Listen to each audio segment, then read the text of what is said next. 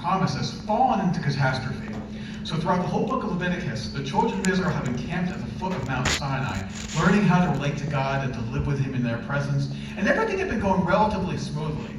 But as soon as they packed up and actually started heading for the land of Canaan, problems began to arise. So the first thing that the book of Deuteronomy tells us that it's only an 11-day journey from Sinai to Canaan. So listen, walking is hard. I get it. Nobody likes walking. But seriously, 11 days. In the grand scheme of things, that's not such a long time. If you could just suck it up and tough it out for like a week and a half, you'll be home. But only a few days into the trip, and the Israelites are not only complaining about the food, but doing it so vehemently that they're wishing they were still back in Egypt. The people are railing against Moses, and the tensions are so high that even his siblings start turning on him. And then we know what happens next. They go and they send men to go spy out the land, and most of them bring back a bad report. See, it's not a bad thing in itself to have a realistic view of the challenges ahead. But if there's one thing I can tell you from my experiences leading backpacking trips to the mountains, is that if the leader says it's difficult, the followers will say it's impossible. And if the leader says it's impossible, the followers will lose all hope. So when the spies tell Israel that they don't stand a chance against the strength of the Canaanites, the predictable happens, and unchecked pessimism spreads throughout the camp until it becomes a full-scale revolt against not only Moses, but also God. And once again, the call goes out to abandon God and return back to Egypt to accept a life of slavery. And at this point, God has had enough. He realizes that while they may have been physically freed, this generation would always be slaves in Egypt in their hearts. He can't bring them into the land if their faith in his ability to keep his promises is so weak. So God decides that this generation will not see the promised land. Instead, they will wander in the desert for 40 years until all the slaves die out, and only then will God lead a new generation, a generation that had been born free and had known and trusted God their whole lives into the promised land. And that brings us into Parsha Korah. I don't usually do a previously in the book of Numbers thing like that, but I think it's important to recognize that Korah didn't just come out of nowhere. It's easy for us to sit here and read about the Israelites and judge them for being so foolish and faithless. But imagine what it must have been like to be an average person in the camp. Maybe someone who lived kind of far from the center of the camp where all the action took place. So remember, this is a camp of anywhere between 600,000 and 2 million people, depending on who you ask. News moves slowly and unreliably in an environment like that. So say you were just some average Zebulonite. What was your experience like so far? Well, I imagine that ever since Moses showed up, your life has been a pendulum swinging between extreme boredom and terrifying danger. So on the good day, you're just baking half to death in the hot desert sun doing nothing. The Levites in the middle near the Mishkan get to see all the cool miracles you keep hearing about and do all the important, meaningful stuff. But don't worry, there's plenty of manna to be ground up and baked into cakes at least. Or who knows, maybe today will be an interesting day. Maybe we'll run out of water again. Or maybe one of your friends will get stoned to death for bringing some new law you hadn't heard about yet. Maybe we'll be attacked by Amalekites, or we'll get struck by a plague for complaining it's too hot or something. I mean, apparently Moses has been reading the law at the center of the camp, but it takes like 3 weeks for news to get back here. I'm just hearing about the golden calf thing now.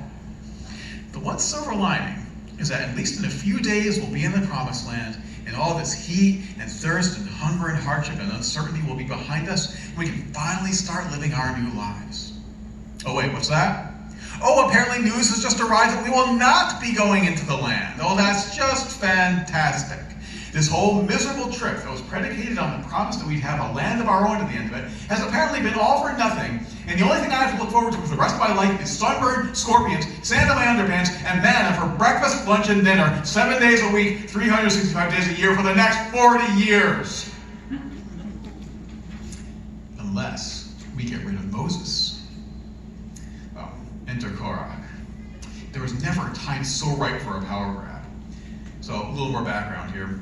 Korah was a leader amongst the Kohathites. The Kohathites were a division of the tribe of Levi, Moses' own family tribe.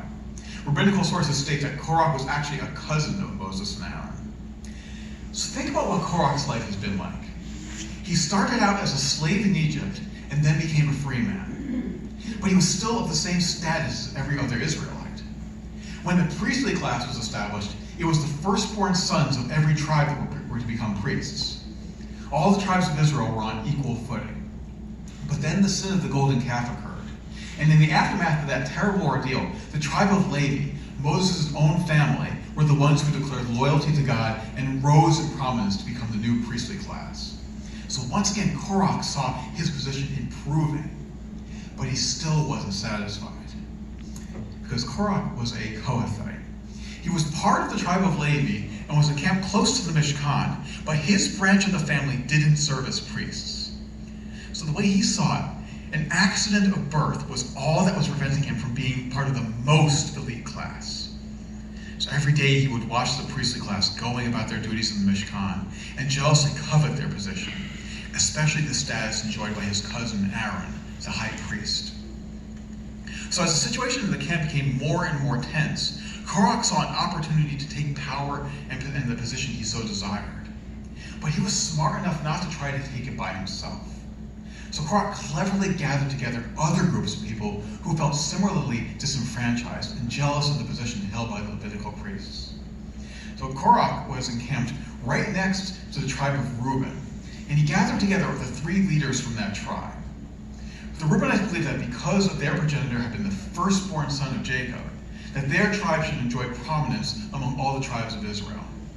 So these men wanted the Reubenites to replace the Levites as the priestly class of the nation, and they were willing to back Korah's claim to the high priesthood in order to get it. But Korah didn't stop there either.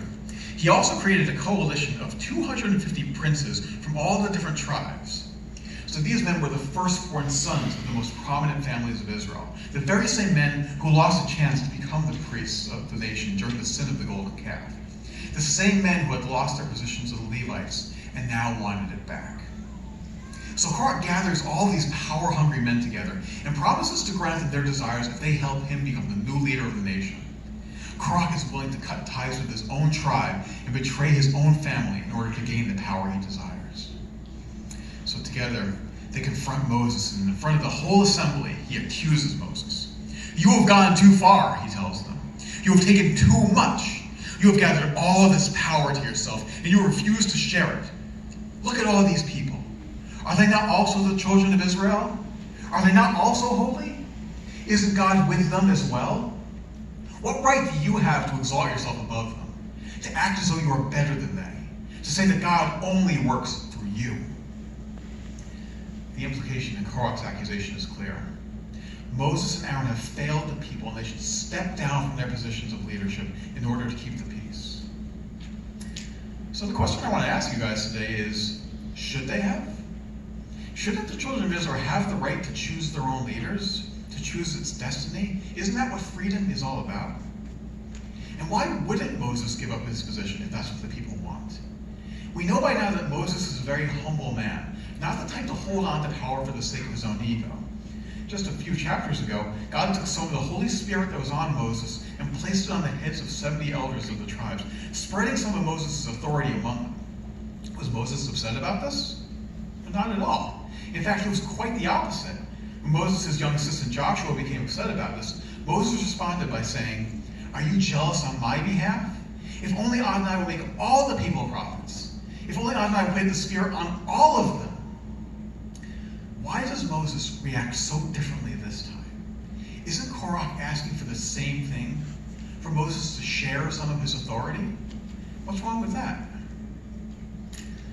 Well, the answer is there's nothing wrong with that. Every great leader desires to share his influence. Moses certainly did. Towards the end of his life, before the children of Israel were about to go into the land, a journey that Moses would not be able to take with them, God instructs Moses to transfer his leadership to his disciple Joshua. God instructs Moses to lay his hands on Joshua and impart his spirit onto him. And the sages in the commentary on this verse say that the act of laying hands is like lighting one candle to another. So imagine Moses is that candle. He is the one who's been bringing the light of his influence to the nation of Israel all this time. When he lays his hands on Joshua and lights another flame, will his own candle go out? No, not at all. The light of his influence will be doubled. Joshua will carry Moses' influence into the land and spread it even further. So when God placed the Holy Spirit on the 70 elders, Moses was not upset because he knew that his influence had been increased, not diminished. God was sharing his light among the people, not taking it away. So why then is this situation with Korah different? See, Moses realized that Korah can't tell the difference between influence and power. See, many people don't realize that there's a difference. After all, people who have power are often influential, and influential people usually have some power. But the Torah teaches that these two things are so different that they are allocated to two separate roles, kings and prophets. Power is the domain of the king. A king can levy taxes and conscript armies and wage war and punish crime. But prophets have no power at all. They can't tax anyone or raise any armies. They may speak the word of God, but they have no way to enforce it. All a prophet has is influence. All right, let's do a little test here. Who can name, say, 5 prophets off the top of their heads? So I'm not a big Bible memorizer, but even I can name a whole bunch of prophets. We got Moses, Elijah, Ezekiel, Hosea, Jonah, the list goes on and on. But meanwhile, I lost track of the kings of Israel after David and Solomon. Elijah's fight against corruption, Isaiah's visions of the world to come, John's voice crying in the wilderness proclaiming the coming of the Messiah. These are stories that still move us today by the sheer force of their inspiration. These men have lit countless flames over the centuries, and thousands of years after their deaths, their light burns brighter than ever. The same can't be said for the likes of, Jehoshaphat or Jehu. If Kings David and Solomon are remembered today, it's because of their psalms and their wisdom, not the laws they passed or the wars they fought. Power forces people to behave in a certain way. Influence teaches them to see the world differently so that they change of their own accord. The use of power diminishes others. The spread of influence enlarges them. Korah isn't looking for influence.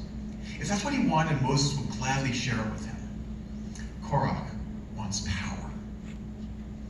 So the sages teach us that if influence is like a flame being passed from one candle to another, power is like water being poured from one bowl to another. When one candle lights another, the light is doubled. When water is poured from one bowl into another, it just gets divided in half. Influence can be shared, but power cannot without threat to authority. If there are competing sources of power within a single body, there can be no leadership. Moses must either put down the rebellion or fatally compromise the office with which he's been charged. So we just answered one part of the question. Moses knows he can't share his power, but if the people want a new leader, why shouldn't Moses just step down altogether and allow Korah a chance to maybe do things better? Well, putting aside the fact that God has commissioned Moses in this task, and he has no authority to renounce the honor given to him, even if that wasn't the case, Moses knows that Korah is not a suitable leader for the people of God. See, Moses can see right through Korah's rhetoric. Korah presents himself as a man of the people. All of the community is holy. We're all equal. And yet it would seem that Korah thinks that some people are more equal than others.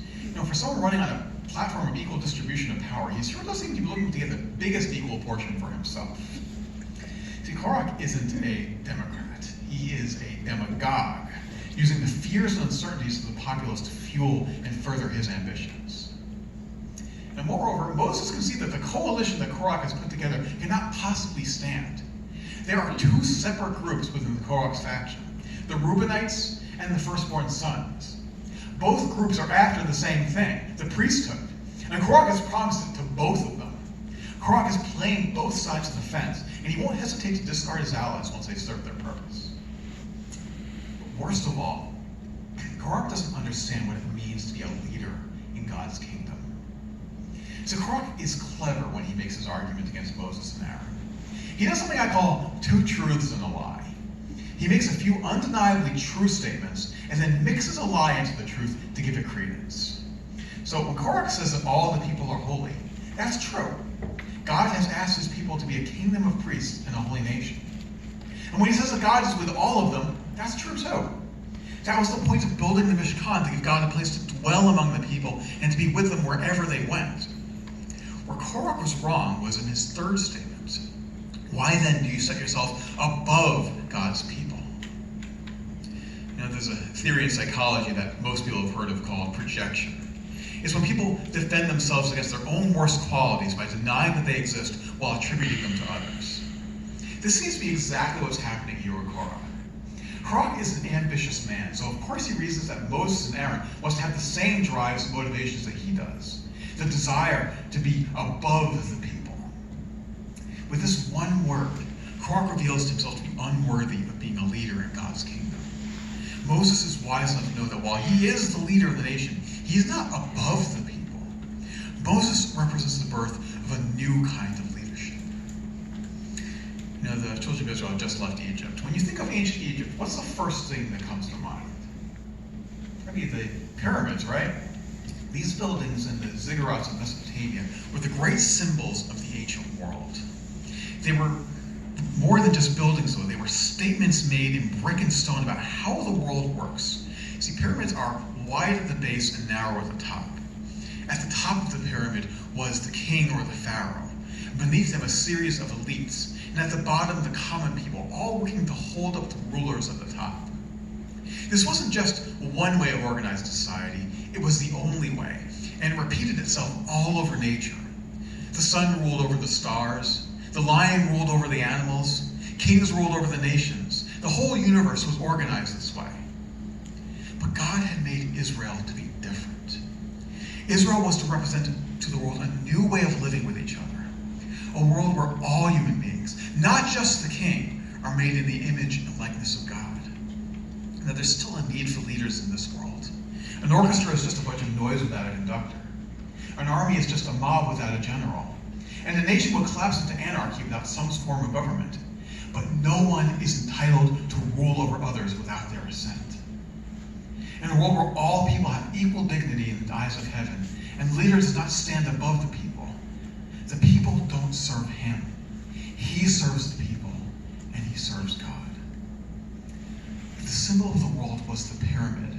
The symbol of the Jewish people is the menorah, an inverted pyramid, wide at the top and narrow at the bottom. A leader in God's kingdom does not lift himself on the backs of those beneath him. Instead, he lifts others up on his shoulders. But Korah doesn't understand this. And for this and many other reasons, God judges against him and affirms his choice of leader in Moses. Only a man of great humility can be the leader at the bottom of the pyramid. Honoring others rather than seeking honor. Inspiring others to reach new heights rather than climbing ahead on their own. A great leader is motivated by ideals, not personal ambition. They are driven by a desire to influence, not a desire for power. To be a great leader is to be a great servant first. And those who serve do not lift themselves high. They are the ones who lift others towards God. Shabbat Shalom, everyone. Shabbat Shalom. Okay, I'm going to